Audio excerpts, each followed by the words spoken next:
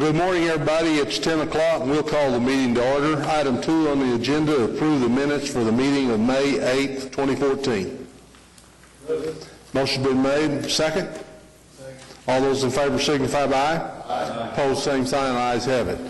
Item 3 is receive the 2 reports. One is the judgment, and the other one is our certification election results of our Mr. Bronson. We appreciate it, sir, that you got back on the board with us. Motion been made and seconded. All those in favor signify by aye. Aye. Opposed, same sign. Ayes have it. Item 4 is ratify approval of payroll for the month, and then have the secretary to make the authorized changes to a couple of items here, and then we have some payment claims and 2 payment claims. Motion been made. Are there a second? All those in favor signify by aye. Aye. Opposed, same sign. Ayes have it. Item 5 is approve the following applications for service retirement. And how many do we have? 1, 2, 3, 4, 5, 6, 7, 8, 9. Motion's been made. Are there a second? All those in favor signify by aye. Aye. Opposed, same sign. Ayes have it. Item 6 is receive the report of death and authorize the payment of $5,000 death benefit, and authorize the secretary to make the necessary changes to conform to the following, and they are 1, 2, 3, 4, 5 items. Motion been made. Are there a second? Second. All those in favor signify by aye. Opposed, same sign. Ayes have it. Item 7 is receive the report of death and authorize the secretary to make the necessary changes to conform to the following. Motion been made. Are there a second? All those in favor signify by aye. Opposed, same sign. Ayes have it. Item 8 is approve the request following to terminate vested rights and commence drawing retirement benefits, and there are 2 items. Motion been made. Are there a second? All those in favor signify by aye. Opposed, same sign. Ayes have it. Next is the extra item that's in your packet. There are 2 of them. Number 1 is the claims docket. We'll take them separately. Need a motion? Motion been made. Are there a second? All those in favor signify by aye. Opposed, same sign. Ayes have it. Item 2 is the ordinance related to the personnel and retirement system and amendment. Wally, you want to talk to us about this?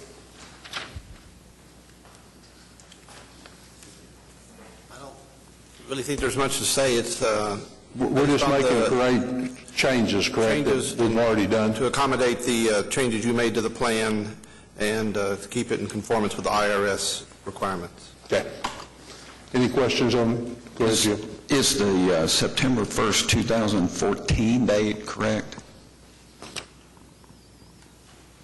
Effective 2014? Yes, it is correct. Okay. Okay.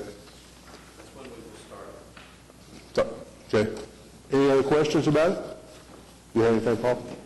What precipitated the change in the interest rate? These are the changes that the board approved with the actuarial mortality table changes that we did back in January. They're just now getting through the actual legal process and getting through the ordinance change. And then the September 1st date, we have to actually be able, before we can actually put it into effect, we have 30 days past when council approves it. So that's why we have the September 1st date, Jim. By the time we get it through the 3 meetings of council, the additional 30 days before it's effective. Any other questions? I'd like to make a brief comment. Yes, I just returned from California to the Part 1 and Part 2 CAP training, and there was a lot of discussion about rate of return, and I think this is right on target from what I heard in California with what other systems are doing. All right. Thank you, sir. Anything else? Not, we need a motion. Motion been made. Are there a second? All those in favor signify by aye. Opposed, same sign. Ayes have it. Next item is Jason, and I think you're on, sir.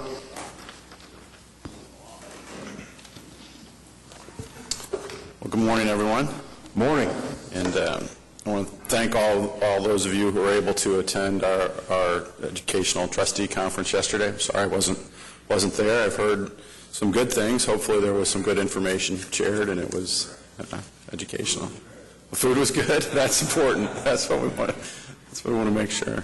So a couple of things to go over this morning. The monthly report, and you'll notice the format has changed. We've been working for some time on our systems, and some of the obviously the output looks different, but we're really trying to integrate our reporting system, our client performance reporting, performance calculation, and also our manager research tools that we have into one tool to be able to do some different things for clients. So the look of the report's a little bit different. I think the data that you're accustomed to seeing is all there. So the first page is still asset allocation. One of the things we've added to this page is the ranges, and those ranges are from your policy index. So you'll see over-unders, but you'll also see what the range is, target range for that particular asset class or sub-asset class.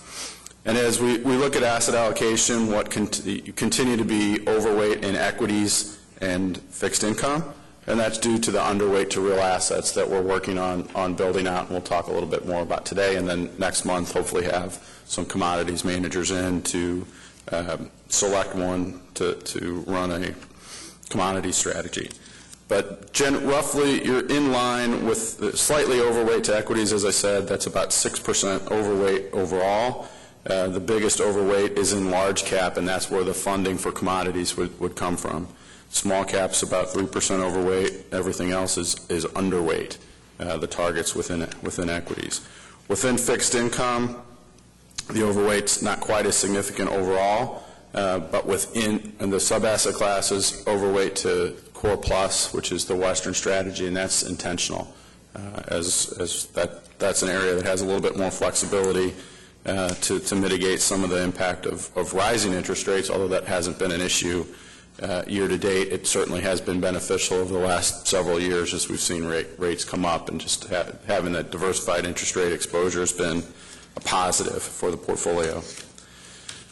The next page, a little bit different, and it's just trying to isolate in on some of the asset allocation decisions. So we're just showing the asset class performance as opposed to drilling down to the manager level, which we do on the next page. Because really this is what's driving your return. So relative to the policy index, there's some things that, as I'm looking at this, there's some things that we'll probably want to add to it just so that it's a little bit clearer. But overall, if we look at the top line for the total portfolio, and I'll focus on the 5-year number. This is, as we look at 5 years, this is really the period coming out of the financial market crisis of 2008. Your portfolio has generated an annualized return of a little over 12% per year. So certainly very good on an absolute basis relative to actuarial return assumptions. Slightly trailing the policy index over that period, and we talk about this a lot. That's primarily due to the insurance built into your portfolio. You have lower volatility portfolio. If the policy index that we're comparing to is static, that the allocations in the policy index don't change. So what we're comparing to is an index that's a blended index that is 35% S&P 500, which is large cap, 10% Russell 2500, which is small to mid cap, 10% MSCI EAFE, which is developed non-U.S. As of June of 2012, 5% MSCI emerging markets, and then 35% Barclays Ag, and 5% NFI ODCE, which is real estate. What you don't see in that policy index is anything distinct for long-short equity or private equity. So as we look at these composites, that long-short equity line, from a performance standpoint, if we're measuring the performance of the long-short equity, how it should be doing relative to its own other long-short equity managers, the HFRI fund-to-fund strategic is more appropriate. It is a index of funds. It's like the Odyssey, so it's other directionally oriented or equity oriented fund-to-funds, long-short equity fund-to-funds. But from your policy standpoint, that 10% allocation to long-short equity is being measured. That's part of the 35% in the S&P 500. So the 35% in the policy index to S&P 500 includes a 25% target to large cap, actually a 20%, and a 10% to long-short equity is all rolled up in that. And so is the private equity as well, so it's actually 20% to large cap, 10% to long-short, and 5% to private equity is all rolled up in that. So the long-short and the private equity are always going to create some dispersion.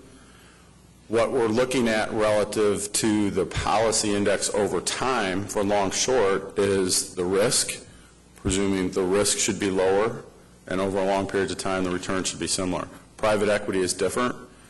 As that private equity program matures, your private equity allocation is still fairly immature. You don't have a lot of seasoned investments that you're selling off into the market yet. As it matures, we would expect to get a premium return. The volatility, this isn't intentional, the volatility is going to be a little bit lower because it's just not marked to market, the private investment. So it's not intended to be a risk reducer, but it'll have that impact from a measurement standpoint. So as we look at that 5-year number, that lag, even though we see long-short outperforming its performance measurement benchmark that we're comparing it to relative to the component in the policy index, it's trailing that. Long-winded explanation, but I'm trying to clarify what we're looking at here. The one area that has been a challenge, particularly over the last year, more from a market standpoint, and over the last couple of years, there were some manager issues, has been the international allocation. If we look at a 5-year basis, international is up 9.2 relative to the EFI, which is up almost 12. Some of that was manager issues with GMO and RDO. Both those managers have been replaced. More recently, within that, the international growth, there's been a bit of a headwind there, particularly in the second half of last year, and this kind of trickled down into the emerging markets as well. What we saw in non-U.S. markets, particularly developed Europe and Asia, is a pretty significant low-quality rally in 2012, similar to what we saw in the U.S. in 2009 and 10, as those stocks or companies that were beaten down the most performed the best during the year, as the central banks and outside the U.S. continue to put a lot of liquidity into the system, and you saw a lot of European financials doing well, but the fundamentals don't necessarily support that. And also the countries, the peripheral countries in Europe, the so-called PIGS that you may recall we talked about a few years ago, Portugal, Italy, Ireland, Greece, and Spain. Those countries, from a performance standpoint, the companies in those countries did the best. And that was more a bounce off the bottom as those stock prices went up, not necessarily based on fundamentals. Many of your managers, particularly Harding Levner on the international developed growth side and Von Tobel to a degree, the emerging market side, are much more high quality and didn't participate as much. And so that's some of the more recent underperformance. That has turned a little bit more recently. The fixed income side, you can see on a 5-year basis, the performance very good relative to the aggregate and relative to the universal. The universal is just a broader index. The aggregate is U.S. investment grade only. The universal captures some non-U.S. as well as high yield. And so as we look at your overall fixed income allocation and some of the things you have in there, when we roll up the performance of Western, State Street, Hamco, and now Brandywine, and including your judgments, you have some non-U.S. quite a bit now. You have high yield, you have emerging market debt. But even with that, you can see performance has done very well, generating about a 1.5% premium to that benchmark. So the fixed income has really been additive. And more recently, the real estate, although it's a small allocation, has been a positive as well. From a manager standpoint, I think I touched on those two things that were a real issue, but just the way the report is laid out now, the next page, we do drill down on the managers, but I think that composite page helps explain what's going on. So no manager issues. I think the things we're seeing in non-U.S. and the dispersion from the benchmark for a couple of the managers is not unexpected based on market conditions and the types of portfolios that they're running. Any questions on the report or comments? Happy to, if you have feedback. I mean, we're trying to maintain the flexibility in our reporting system, but also make it as efficient as possible across clients. So, Jason, if we go to back to page 2, and you're looking at the international and emerging markets, is there a reason that those typically trail the benchmark? Is there a reason that our makeup, of our managers, for some reason that the benchmark isn't a good comparison? Or Well, no, I think, as I explained, the international, if you look at that line, the longer-term line, the 5 years, you had a couple managers that underperformed, and we replaced them, RDO and GMO. Okay. So you made some changes. More recently, Lazard has done a good job. You've had Lazard since September of last year, so not quite a year, but over that period, or year-to-date is the only period we have to measure, they're outperforming by over 1%. Over the last year, Harding Levner, your international growth manager, and this is on page 3, right, they're up 12.5. The ACWI ex-US benchmark is up 15. So they are underperforming, but that has more to do with that high-quality growth bias during a period when the lower-quality companies outperform. So I wouldn't say it's typical. There's a couple of different things going on that have contributed to that. Okay. Same on the emerging market side. If we looked at so your emerging markets, you've had a little bit longer now. Von Tobel goes back to June of 12, and Wasatch September of 2012. Emerging markets did not do well in 2013, and these two managers underperformed a little bit. Didn't do well in the first half, and then didn't do well again beginning of this year, the asset class as a whole. Von Tobel is benchmark agnostic. You're going to have a lot of dispersion from the benchmark. Over time, that dispersion has been to the positive side, right? It's their primary theme and how they go about investing is, I think the way they would describe it is, they feel that some of these emerging markets are much like the U.S. in the 1950s. They're growing so rapidly internally that they have a significant focus on consumer staples and, more specifically, consumer branded products. So they want to be in the U.S. This wouldn't necessarily be growth stocks, but they want to be in the Coca-Colas of those countries and the food companies and things that are really growing. So they have a close to a 40% weight in consumer staples that is constant.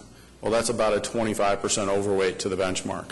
So they're going to look very different than the benchmark. Typically what you see with that is that when the market is down, they generate excess return. When the market is up, they don't keep up. Last year was a little bit different because of some of this lower quality rally in the second half of the year, and they didn't keep up. But year to date now, so this would be January through May, they've outperformed by about 3%. Wasatch, this is probably, next to the private equity in your portfolio, this is going to be the most volatile. They are a small cap emerging market manager. Some of the things that have done the best in emerging markets have been the larger cap names, even though we're comparing to a small cap index. That it's been a rough ride for them more recently. But if we looked at back over 3 or 5 years, they had 2010, they were up 120%. So you're going to see some pretty big swings within these strategies. Okay. Thank you. The other item I had today is really more informational and moving forward with the commodities search. As I think we described, we're piggybacking with some large RFPs that we were doing for some other clients where we were really casting a wide net for commodities managers. So The purpose today isn't to select a manager, it's to just give you a little bit of background on how we narrow down to the 3, and then invite, I think what you've done in the past is invite 2 or 3 of these firms in. We've narrowed it down to 3 firms that we think would be good candidates for the mandate. So just to briefly touch on the process, what we're looking for is a long-only or long-bias commodities manager as opposed to a commodity strategy that employs a significant degree of hedging. That may be appropriate down the road, but the reason for that today is the real purpose for this commodities allocation within your overall portfolio of 5% is for diversification benefits, how commodities behave relative to stocks and bonds. Commodities allocation generally provides a significant diversification benefits because they don't behave like stocks and bonds. And we have some material in the back of this book that shows in negative periods where bonds are negative or periods where stocks are negative how commodities have performed, and generally it's been a positive. The other purpose is for inflation protection. It's really a really pure inflation protecting strategy, because when inflation is rising, typically commodities, which they're not producing more of, go up. And so if you had a hedged strategy or a strategy that wasn't necessarily just taking advantage of what's going on with inflation, you're not going to get all of that. So the mandate is to look at primarily long bias or long only managers. And so that shuts out some of the what would be called global macro or more hedge fund oriented commodities strategies. Page 2 in the book just shows there are 27 firms and 30 total strategies that we looked at, so pretty wide net here. We then went through and we evaluate all of these firms on quantitative and qualitative factors.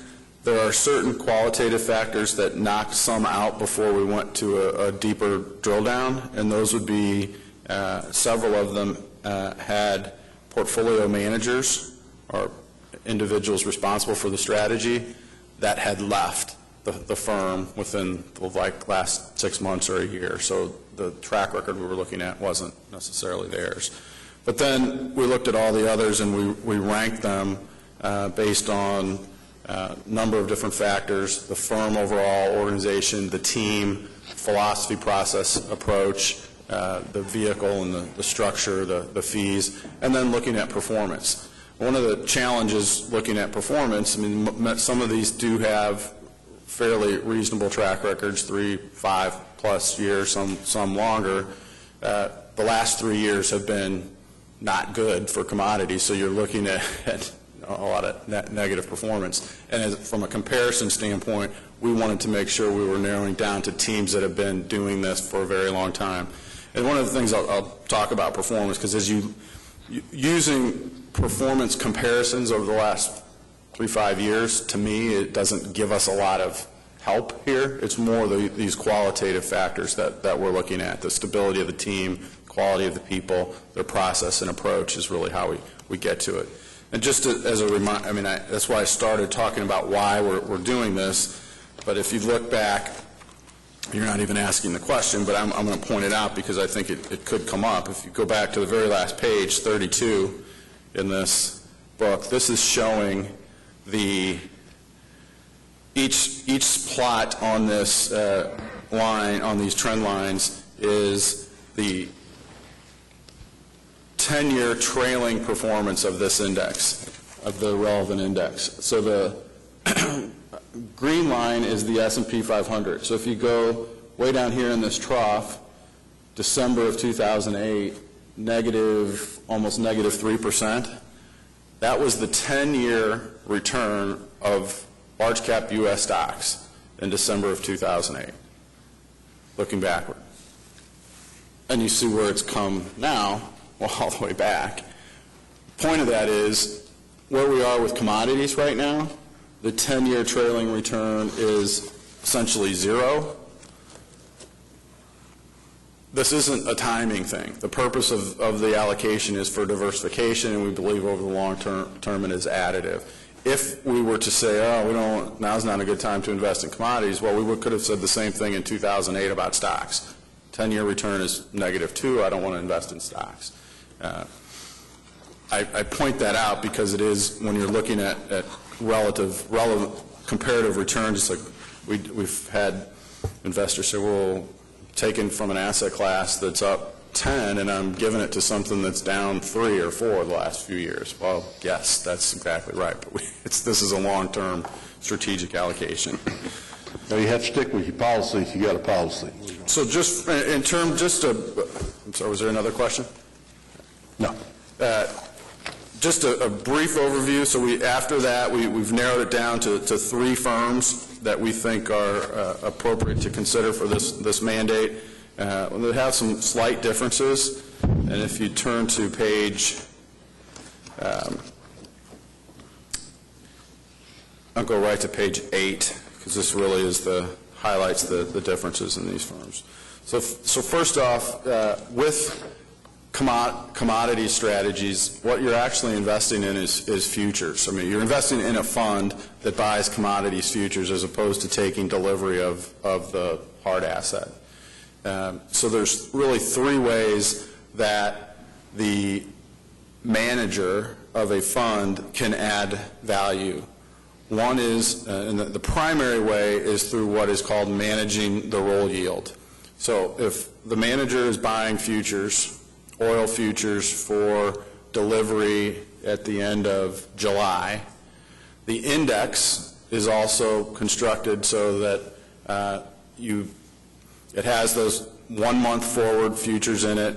The index calculation sells those futures 10 days prior to or at the month end and reinvest them for the 1-month forward contract. It's always how the index is calculated. Managing the roll yield, an active manager of commodity strategies could say, well, we don't like the price of the 1-month forward contract, so we're going to sell this contract and buy the October 30 contract because we think that's priced a little bit better.